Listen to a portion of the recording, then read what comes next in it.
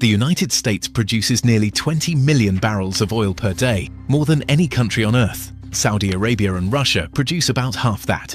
And then there's Venezuela. Despite having the largest oil reserves on the planet, Venezuela produces less than 1 million barrels per day, a fraction of the big players. Its oil industry collapsed years ago due to sanctions, lack of investment, and decaying infrastructure.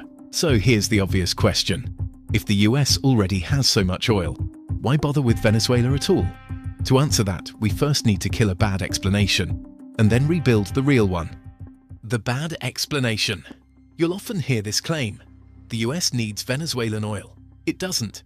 The US is already the world's largest oil producer. Venezuelan output today is tiny by comparison. Even if Venezuela doubled production overnight, it wouldn't meaningfully change US energy security. So if this were only about oil volume, Washington wouldn't care much at all, which tells us something important. The real reasons lie elsewhere. Think in time, not barrels. Geopolitics isn't about shortages. It's about control, positioning, and future leverage. Venezuela's oil is not an ATM. It's a locked vault. It holds the largest proven oil reserves on Earth, but those reserves are heavy, difficult to extract, and extremely capital intensive. Whoever stabilizes Venezuela first doesn't just get oil. They get long-term influence over a strategic resource for decades. The US doesn't need Venezuelan oil today. It wants to make sure it doesn't become a hostile strategic asset tomorrow. What kind of oil matters? There's another detail most people miss. Not all oil is the same. US shale oil is mostly light and sweet. Venezuelan oil is heavy and sour. These aren't interchangeable. Many US Gulf Coast refineries were literally built for Venezuelan heavy crude. When Venezuela's industry collapsed, the US had to rely more on Canada, Middle Eastern blends, and costly refinery adjustments. So Venezuelan oil isn't about quantity, it's about a specific strategic niche, blocking rivals. Now we get to the uncomfortable part.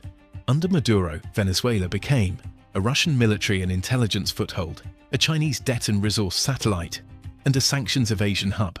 From Washington's perspective, this isn't just about energy. It's about not allowing rival powers to consolidate influence in the Western Hemisphere.